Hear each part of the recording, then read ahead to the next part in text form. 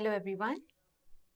In the previous module, you learned about what is structured pedagogy, why is it important, and how does structured pedagogy play out in the context of Central Square Foundation's work in India.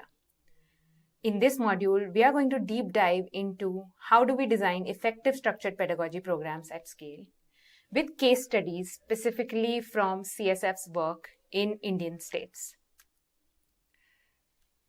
Here is a little bit about what this module is going to be about.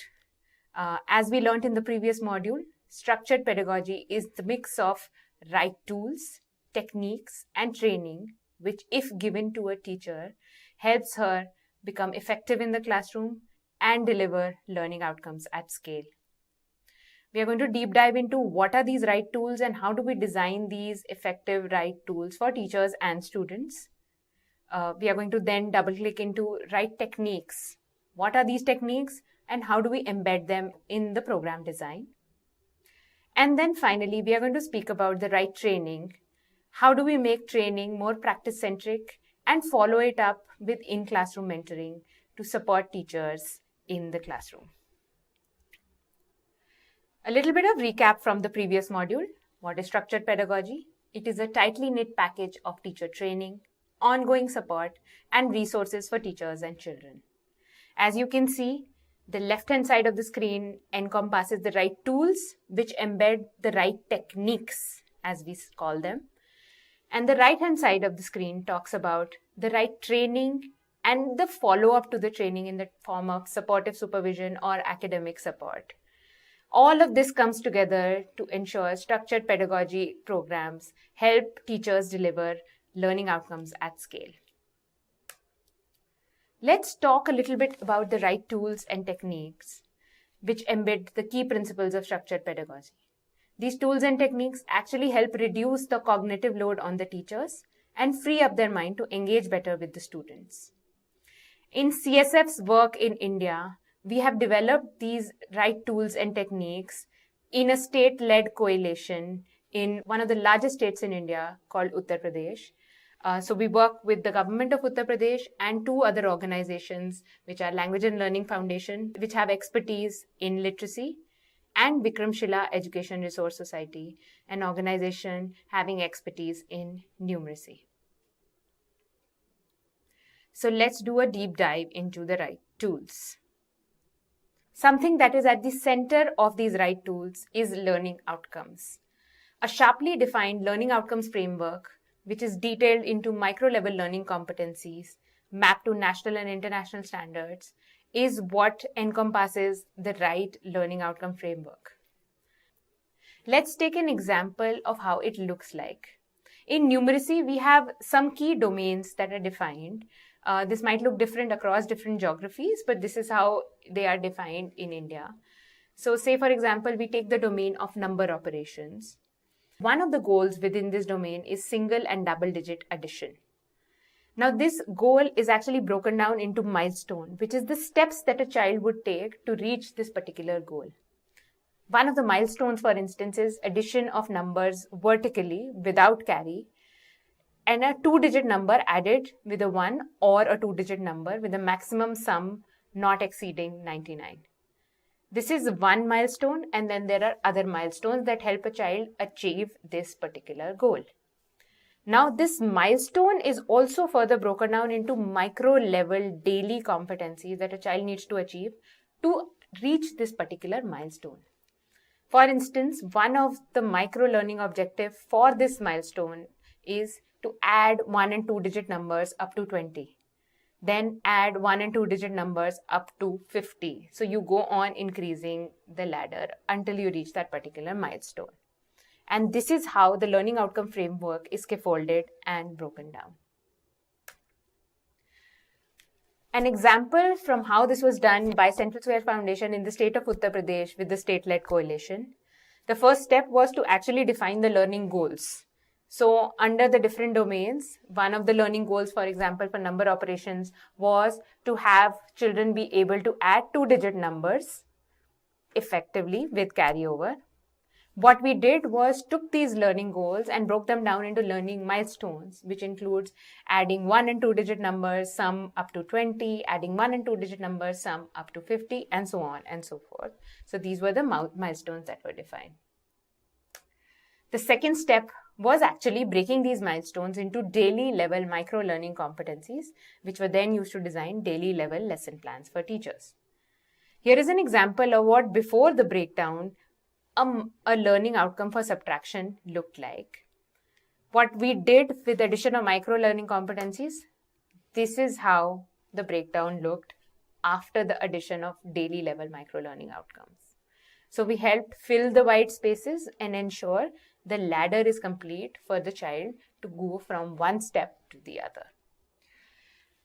From learning outcomes, let's actually move to the next set of tools, which is lesson plans and worksheets, which are very closely linked to these learning outcomes. These are again examples from the state of Uttar Pradesh, where we've been working with the state-led coalition at CSF. The first step was creating a teacher guide, which is a one-step solution for all teachers with all the resources they need in one place. The teacher handbook or the teacher guide is embedded with QR codes that the teacher can use to access any resources or videos or teaching and learning material. The teacher guide itself is very easy to navigate. So everything that a person needs to know about how to use the teacher guide is detailed out in the first few pages of the teacher guide, which is called the navigator layer. Say, for instance, a teacher missed out on the training or forgot what was taught in the training. The teacher guide itself acts as an on-the-job training for the teacher. The teacher guide also has daily level lesson plans inside the guide itself. These lesson plans have everything that the teacher needs to teach that lesson effectively in one single place, and is also mapped to the micro level learning outcomes that we spoke about in the previous slide, as well as the textbook that is used by the state. Let's see an example of how the lesson plans were taken from where they were to incorporate principles of structured pedagogy. This is an example of a previous lesson plan from academic year 2021 in the state of Uttar Pradesh. As it's visible, even though it might be in a different language, the lesson plans are very theoretically dense.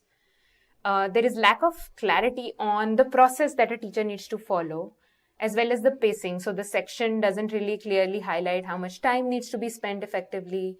There is no structure around the pedagogical process of this is going to be step 1, step 2, step 3, or the routine. There is no distinction between a teacher's actions and a student action mentioned here. So all of these are just scripts of instruction without actually telling a teacher what the children will be doing. And finally, there is no linkage to what teaching and learning material that the teacher needs to use to teach this lesson effectively. There are some images here and there, but it doesn't specify what kind of material in case it's not available. What's the other material? As well as how is it linked to the current curriculum or textbook. From here, we took the lesson plans to a single page lesson plan in the state of Uttar Pradesh. And this is an example of the newer lesson plan from academic year 22-23. As you can see, the plans are structured with the day and the week mentioned on top. The daily learning outcome linking the lesson plan and the worksheet is mentioned on top in the lesson. Scripting is not too much. It is optimal and effective, telling the teacher enough on what they need to be doing. It also encompasses questions that the teacher can ask to ensure children are thinking critically. There is student action mentioned in these optimal scripts as well, along with the time required for each and every section. Dual coding, that is use of images with the scripts to help teachers identify what they need to be doing and how, and these pictures are actually relevant to what the script says. There is also a structure that the lesson follows. Each section is divided as a part of a structure, which is the gradual release of responsibility, which we'll speak about later in this module. Along with lesson plans, each lesson plan is accompanied with a rigorous practice worksheet, which is linked again to the micro-learning objective of that particular day. The worksheet is linked to the day and the week and the micro-learning objective given right at the top, along with the time required to complete this worksheet. As you can see, questions in the worksheet are scaffolded, and there are different variety of questions for the same learning objective to provide children ample amount of practice.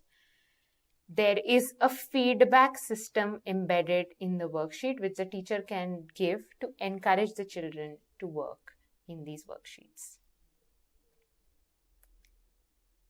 So till now, we have learned what are the right tools that a teacher needs.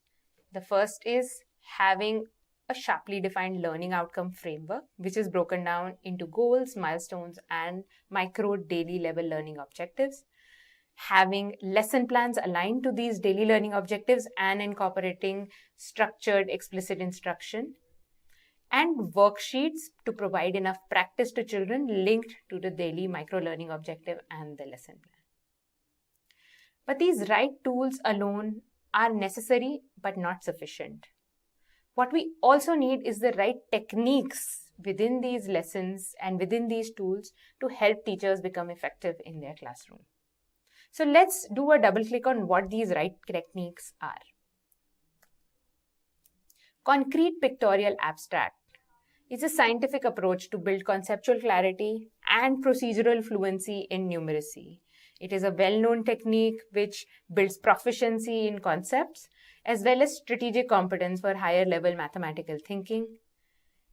It spirals up, so the competencies go from lower order to higher order thinking, but helps children develop mathematical mindsets and goes from just engaging in concepts to actually being able to make connections and justify. Use of manipulatives is a really, really important part of this technique, which is the concrete part of this technique. Another evidence-backed technique from the world, which is really, really relevant, is gradual release of responsibility. As is evident on this slide, evidence from Brazil, from Kenya, from Philippines suggests that gradual release of responsibility helps teachers attain learning outcomes at scale and helps teachers teach a new skill very effectively. Gradual release of responsibility actually moves from I do, which is teacher-led instruction, to we do, where the teacher and child practice together in a guided manner, to you do, where children practice independently. The famous analogy being teaching a child how to ride a bike. You first ride a bike on your own and show them the skill, then you hold them while they ride, and finally you let them go. So this is the process of gradual release of responsibility. This is an example of how these techniques are actually embedded in the lesson plans in Uttar Pradesh, as we've been seeing. So this is a numeracy lesson plan, and as you can see, the lesson actually moves from concrete to pictorial, where the teacher is teaching using leaves and stones and flowers. So these are based on availability, the teacher can use these concrete material. From there, the teacher actually draws on the board and teaches the children using pictures. And finally, abstract, where the teacher gets the children to solve abstract numerical problems on the same concept. Along with this, the lesson is also divided and moves from teacher-led instruction, which is I do, where the teacher is giving the instruction, to we do, where the teacher is guiding the children to practice for a certain amount of time, and finally you do, where the children are practicing independently and the teacher is asking questions. Another one of the right techniques that we hear about, and we heard in the previous module as well, is balanced literacy approach. There is enough evidence from around the globe that says that meaning-based and skill-based work in reading needs to happen in tandem simultaneously. With this, not only helps children acquire a new language faster, but helps build reasoning and thinking skills from the word go. And it provides exposure to emergent reading and writing skills, especially to children in grade 1. Some features of this approach include use of a lot of children literature, as well as leveraging home language in instruction, especially in the initial phase of the instruction. This is how balanced literacy approach looks like in a lesson plan from an example from our work in Uttar Pradesh. As you can see, the lesson plan has 3 clear sections.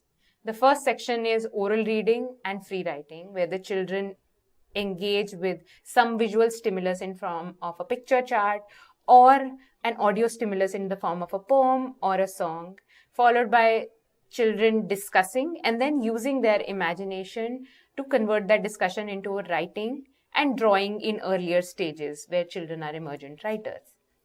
The second section, which is outlined, again, a 40-minute section, teachers focus on explicit and systematic decoding, where the teachers teach reading and writing letters, sounds, words, and symbols in a very systematic manner. The third section is where the reading is actually translated into literature reading, where children read leveled readers using different reading strategies, from shared reading to independent reading to choral reading, and use their thinking skills to answer questions related to that reading. So reading and writing happen in tandem. And there are explicit sections in the lesson plan. You can also see how there are instructions around usage of print, how writing is being leveraged to give student practice as well as individualized feedback to children. And there is instruction around what kind of level reading needs to be used for students. The fourth and final right technique that we are going to speak about in this module is a learner-centered, scientific, evidence-based, assessment-informed instruction approach. This is nothing but an approach which tells us that you need to identify where children are by assessing them and then teach them at their level. So this is a very learner-centered teaching and learning approach. Here is how assessment-informed instruction is embedded in the daily lesson plans and worksheets in the state of Uttar Pradesh. So the assessment-informed instruction approach is divided into 3 different parts. Before instruction, so as you can see the top band in the lesson, it actually identifies what are some prior knowledge that the children need to have for this lesson and what are some possible misconceptions that the child might encounter while learning this concept. So the teacher can be careful and plan for it in advance. During instruction, the lesson plan specifies check for understanding questions that the teacher can ask at various points in the lesson to track if children are following the concept, and also helps the teacher give real-time feedback to the children. The third part is after instruction, where the teacher can consolidate the students' learning, evaluating them, understanding where different children are and what they learn, to be able to make a decision on whether they need to reteach this concept, remediate this concept, or move to the next lesson. So all these parts are embedded inside the lesson plan in the program design. Not only in a daily level in a lesson plan, assessment-informed instruction is embedded in the weekly teaching cycle in the state of Uttar Pradesh as well. Here is how the program works, and we call it the 4+1+1 approach, where days 1 to 4 is where the teacher teaches a new concept or a micro-learning objective. So every day there is a new lesson plan or a new micro-learning objective. The 5th day is when the teacher spends on conducting a weekly assessment and revising the concepts taught in the week. The weekly assessment will give the teacher information whether children have mastered the competencies from that week or not, and helps the teacher create groups of children into different learning levels. On day 6 is when the teacher makes the children sit in these different groups and gives them instruction according to their level. So the struggling learners who were unable to master the competencies are given a different sort of instruction, and learners who were able to master the competencies are given a different sort of instruction. So as we've learned, the 4 techniques that have been embedded into these design is concrete, pictorial, abstract, and numeracy, to go from tactical concrete objects all the way to abstract numerical concepts. Gradual release of responsibility, going from teacher demonstration all the way to independent student practice. Balanced literacy, which means doing meaning-based and skill-based work in tandem to help children develop higher order thinking skills while learning how to read. And finally, assessment-informed instruction to help teachers teach children at their level. Now let's talk a little bit about the third part, which is the right training. The tools and techniques alone cannot solve for the problem of teachers being able to deliver high quality teaching. Teachers need to be trained on how to deliver it effectively. Some of the principles of teacher training is to make it relevant and practice-centric with demonstrations within the training. As you can see on the left-hand side of the screen, the training is directly happening on the materials that the teacher are using inside their classroom, and engaging with it during the training helps them make their teaching relevant on what they're going to be doing inside the classroom.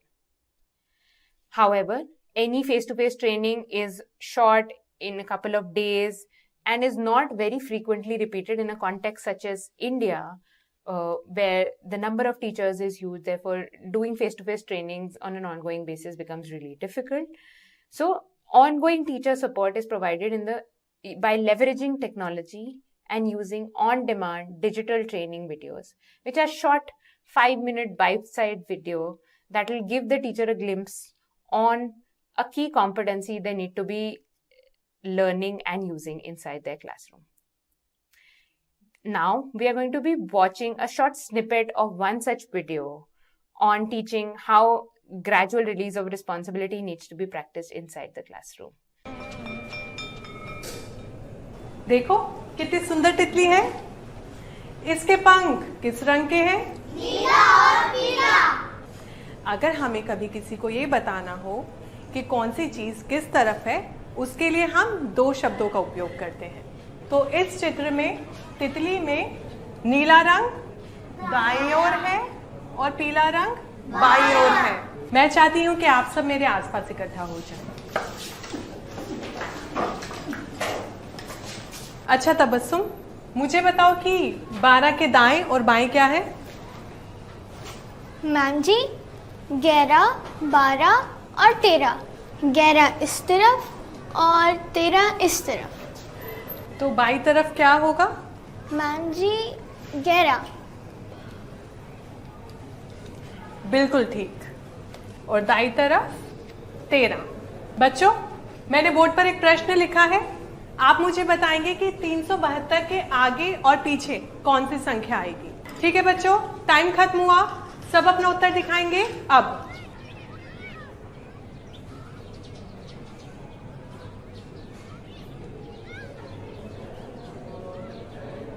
मैं करूं, हम करें, तुम करो के तरीके से मेरी समझ बच्चों की समझ बन पाती है। एक ही पाठ में जिम्मेदारी धीरे धीरे शिक्षक से छात्र तक जाती है। इस तरह से मेरे बच्चों को सीखने का और मुझे उन्हें सिखाने का पूरा मौका मिल पाता है। While training alone is necessary, it can never be sufficient to help a teacher progress on their learning. And that is why teacher training in the state of Uttar Pradesh is also supplemented with something called as supportive supervision, which includes classroom observations, regular feedback to teachers, and one-to-one coaching and mentoring. What does this process look like is where a mentor will go inside the classroom, observe the classroom for a set chunk of time, conduct some spot assessments just to understand where children are and what are their learning levels, and then based on the observation and the spot assessment, give feedback to the teacher on what they're doing really well and what they could be doing better. All of this is recorded on an app so that the mentor can ensure that they are recording certain standardized metrics. The app also gives feedback at the end of the cycle when the mentor clicks submit on what is the kind of feedback that the mentor can give to the teacher, which acts as a support for the mentor.